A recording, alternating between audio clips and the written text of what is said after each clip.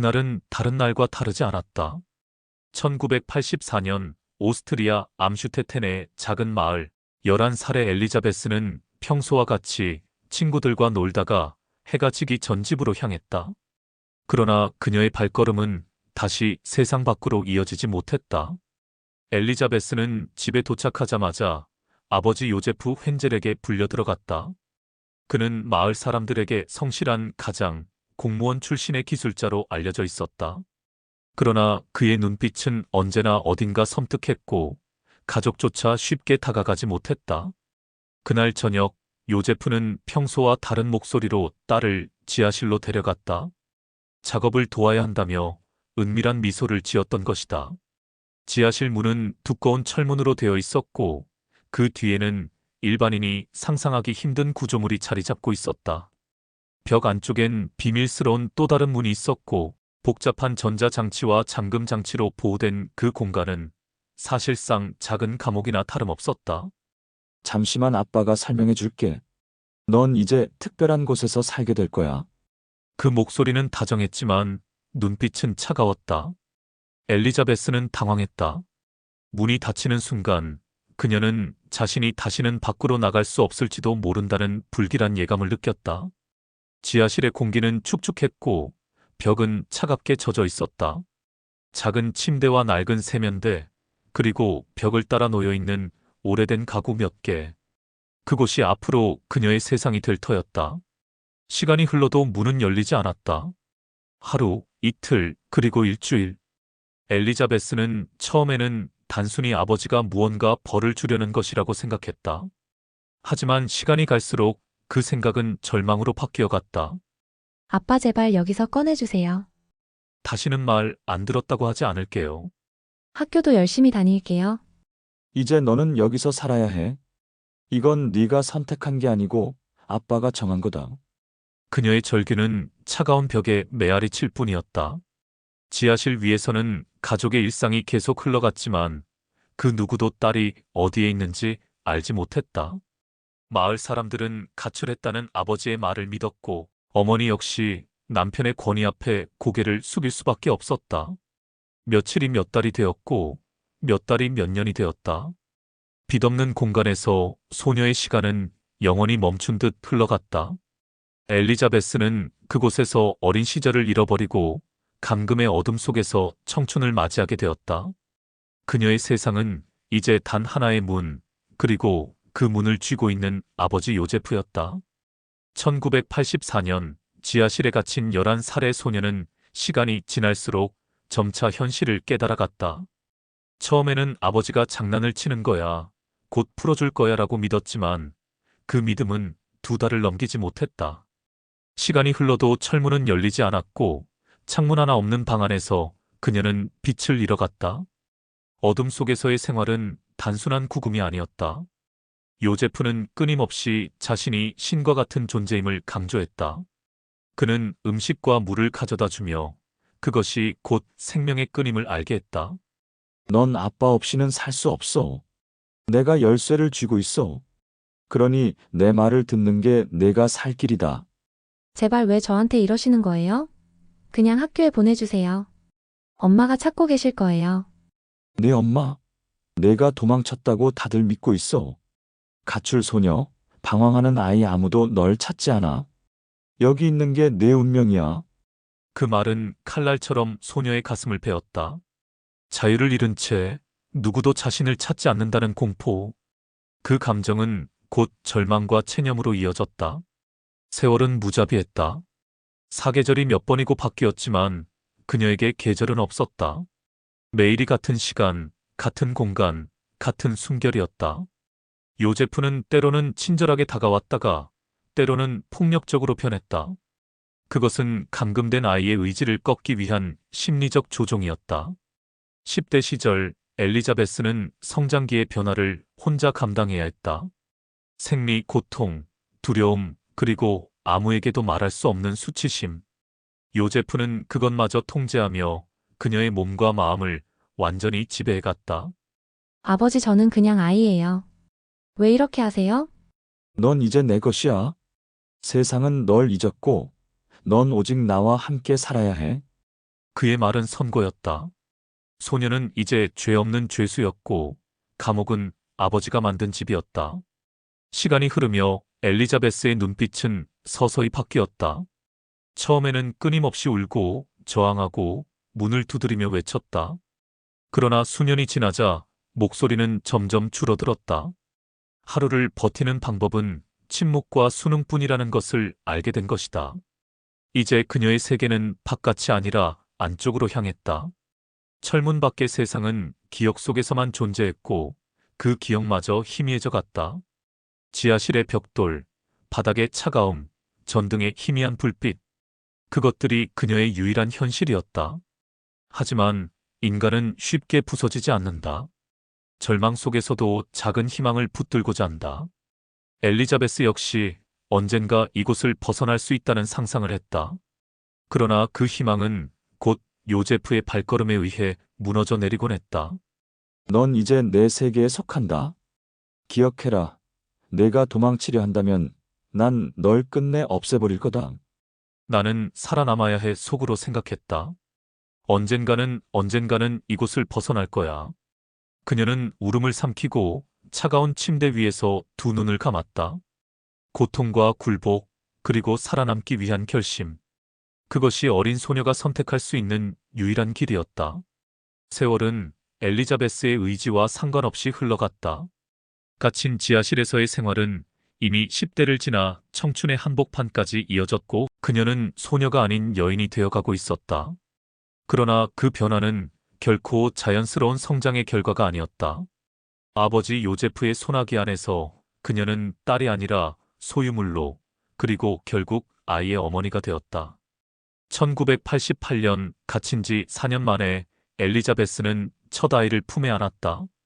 15의 나이에 세상 누구의 축복도 받지 못한 채 공포와 수치 속에서 새로운 생명이 태어났다. 지하실은 더 이상 혼자의 감옥이 아니었다. 이제 그 공간은 작은 울음소리로 가득 차기 시작했다. 제발 이 아이만은 건드리지 마세요. 제가 다 할게요. 제발 이 아이는 그냥 두세요. 너도 알지 않느냐? 이 아이는 나의 선택에서 태어난 것이다. 여기서 키우는 건 내 책임이야. 밖은 존재하지 않아. 이 아이는 태어나면서부터 지하실의 주민이 된 거다. 엘리자베스의 가슴은 찢어졌다. 자신이 선택하지 않은 운명 속에서 태어난 아이. 그녀는 아이를 위해서라도 살아남아야 했다. 지하실의 차가운 공기 속에서 아이의 울음은 오히려 희망처럼 들리기도 했다. 그것은 내가 존재한다는 증거이자 절망 속에서 붙잡을 수 있는 유일한 생명이었다. 하지만 상황은 점점 더 악화되었다. 한 명의 아이가 2명이 되고 2명이 3명이 되었다. 총 7명의 아이가 그 공간에서 태어났고 그중 3명은 요제프가 위층으로 데려가 입양했다는 명목으로 다른 가족들과 함께 살았다. 세상은 그 아이들이 어디에서 왔는지 알지 못한 채 요제프의 거짓말을 믿었다. 아빠 왜 그 애들을 데려가요? 저는 이곳에서 이미 너무 힘들어요. 남은 아이들은 어떻게 하라고요? 내가 혼자서 다 감당할 수는 없잖아. 위층 사람들은 내가 발견했다고 믿고 있어. 넌 그저 여기서 남은 애들을 키우면 된다. 감사히 여겨라. 내가 아니면 너와 아이들 모두 벌써 죽었을 거다. 그의 논리는 언제나 같았다. 그는 가해자였지만 자신을 구세주처럼 꾸몄다. 엘리자베스는 매번 반박할 수 없었다. 아이들이 굶주리지 않게 하기 위해서는 그의 말을 따라야 했기 때문이다. 지하실은 점점 더 좁아지고 공기는 무거워졌다. 아이들이 성장하면서 공간은 장난감 하나 없이, 햇빛 한 줄기 없이 오직 흰 전등의 불빛에 의존해야 했다. 그곳은 세상이 아니라 감옥이었고 아이들의 세계는 처음부터 철문 안쪽에만 한정되어 있었다. 애들아 언젠가는 우리가 나가게 될 거야. 밖에는 해가 있고 나무가 있고 새들이 노래해. 너희도 언젠가 볼 수 있을 거야. 엄마, 해가 뭐예요? 새는 어떤 거예요? 순진한 질문에 엘리자베스는 눈물이 솟구쳤다. 아이들에게 세상은 설명 속의 환상일 뿐이었다. 아이들은 벽돌과 전등, 쇠문과 침대밖에 알지 못했다. 요제프는 가끔 지하실에 내려와 아이들을 바라보았다. 그는 자신이 창조주라도 된 듯 만족스러운 미소를 지었다. 아이들에게는 그가 아버지이자 신이었다. 그러나 엘리자베스의 눈에는 그가 단지 괴물로만 보였다. 지하실의 세월은 아이들과 함께 흐르며 또 다른 작은 사회를 만들었다. 그곳에는 자유도, 법도, 희망도 없었다. 오직 요제프의 규칙만이 존재했다. 그러나 아이들의 웃음과 울음은 아이러니하게도 엘리자베스에게 버틸 힘을 주었다. 그녀는 아이들 덕분에 더는 단순한 피해자가 아니었다. 이제 그녀는 아이들을 지켜야 하는 어머니가 되었다. 내가 반드시 너희를 이곳에서 꺼내줄 거야. 언젠가 누군가가 이 문을 열어줄 거야. 그 다짐은 작은 불빛처럼 꺼지지 않았다. 절망 속에서도 그녀는 살아남기 위해 그리고 아이들을 위해 희망을 버리지 않았다. 2008년 봄, 24년 동안 닫혀있던 지하실에 작은 균열이 생겼다. 그것은 거대한 우연이자 필연이었다. 엘리자베스의 아이들 중 한 명, 19살이 된 케르스틴이 심각한 병을 앓게 된 것이다. 폐렴과 영양실조가 겹쳐 아이의 몸은 빠르게 쇠약해졌고 지하실의 좁은 공간에서는 더 이상 회복이 불가능했다. 엘리자베스는 공포와 절망 속에서도 결단을 내려야 했다. 그녀는 요제프에게 간청했다. 아버지, 제발 케르스틴을 병원에 데려가야 해요. 이대로 두면 아이가 죽어요. 그 아이는 당신 손주예요. 제발 부탁드려요. 내가 뭘 할 수 있다고 생각하느냐? 밖에 나가면 모든 게 끝나. 내가 감옥에 가는 순간 너희 모두도 파멸이야. 아이가 죽는 게 파멸이에요. 밖에선 사람들이 의심하지 않을 거예요. 그냥 당신이 발견했다고 하면 되잖아요. 지금이 아니면 이 아이는 살 수 없어요. 그동안 요제프는 아이들을 철저히 숨겼다. 그러나 이번에는 달랐다. 케르스틴의 상태는 너무 위독했다. 죽음을 막기 위해 그는 결국 병원으로 데려가기로 결정했다. 2008년 4월 지하실에서 태어나 햇빛을 단 한 번도 보지 못한 케르스틴은 아버지 요제프의 손에 이끌려 병원으로 옮겨졌다. 그러나 그녀의 상태는 이미 심각했고 병원 의사들은 곧바로 이상한 점을 눈치챘다. 이 아이 너무 심각한 영양실조에 시달리고 있습니다. 신체 발육 상태도 정상적이지 않아요. 이 아이는 도대체 어디서 살고 있었던 겁니까? 의사의 의문은 곧 경찰에 보고되었다. 이제 수십 년간 봉인된 비밀이 드러날 순간이 다가오고 있었다. 하지만 요제프는 여전히 교활했다. 그는 즉시 엘리자베스를 찾아가 협박했다. 기억해라. 입 열면 모두 끝이야. 내가 잡히면 너도 세상에서 도망친 가출 소녀가 아니라 아버지와 부적절한 관계를 가진 여자로 알려질 거다. 넌 평생 손가락질 당하며 살게 돼. 이제는 더 이상 두렵지 않아요. 24년 동안 충분히 두려워했어요. 아이들을 위해서라도 끝내야 해요. 그녀의 눈빛은 달라져 있었다. 오랜 세월 절망 속에 갇혀 있었던 소녀가 아니라 아이들을 지켜야 하는 어머니의 눈빛이었다. 며칠 후 병원에서는 경찰이 다시 엘리자베스를 찾았다. 케르스틴의 치료에 필요한 설명을 요구하며 아이의 과거를 묻기 시작한 것이다. 이때 엘리자베스는 운명을 바꾸는 선택을 했다. 작게 속삭이며 저는 24년 동안 지하실에 갇혀 있었습니다. 제 아이들과 함께요. 제발 제발 아이들을 구해주세요. 그 순간 24년 동안 닫혀있던 지하실의 문이 열리기 시작했다. 경찰은 즉각 수사에 착수했고 집안에 숨겨진 비밀 공간을 찾아냈다. 그곳에서 발견된 아이들과 낡은 침대, 습기 찬 벽, 좁은 생활 공간은 모두를 경악하게 만들었다. 이런 일이 어떻게 24년 동안 숨겨질 수 있었단 말인가?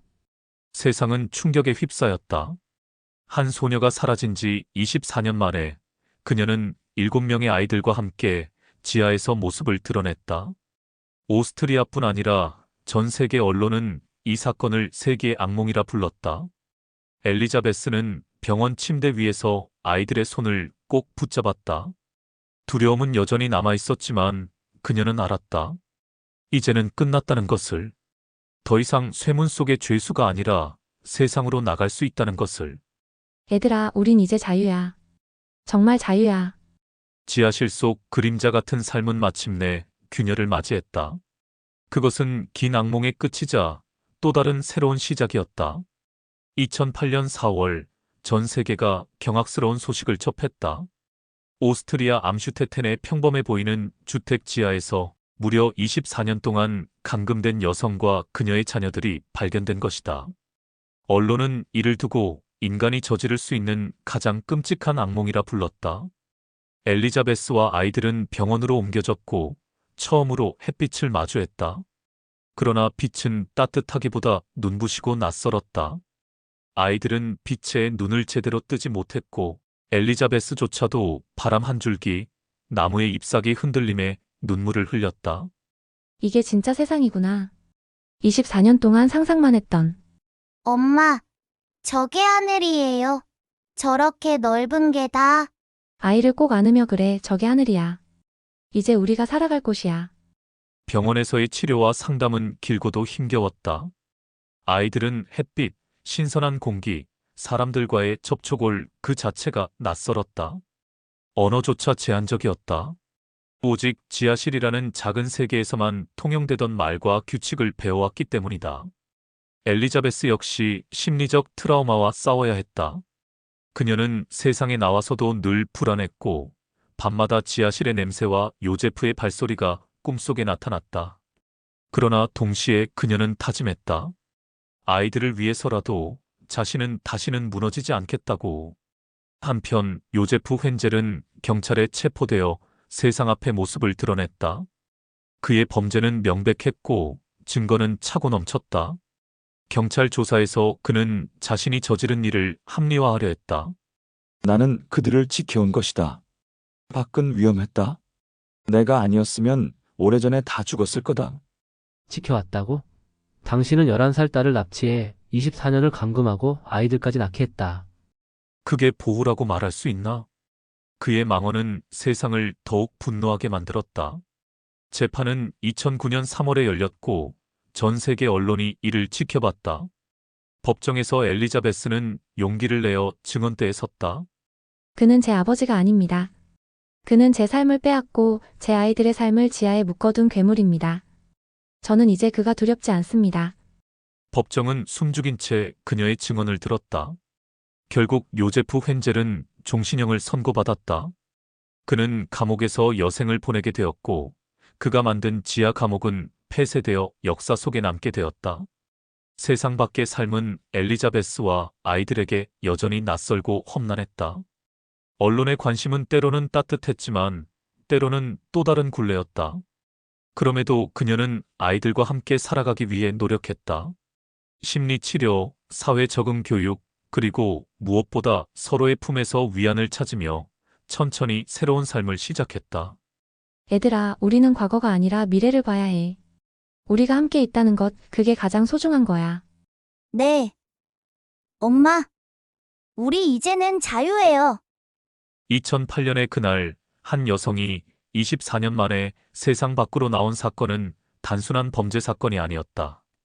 그것은 인간의 잔혹함과 동시에 인간의 끈질긴 생명력을 보여주는 비극이었다.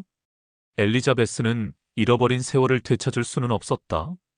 그러나 그녀는 아이들과 함께 새로운 세상을 다시 써내려가고 있었다. 그녀가 수많은 어둠 속에서도 끝내 버리지 않았던 작은 희망. 그것이 그녀와 아이들을 지하실에서 그리고 세상으로 이끌어낸 것이었다.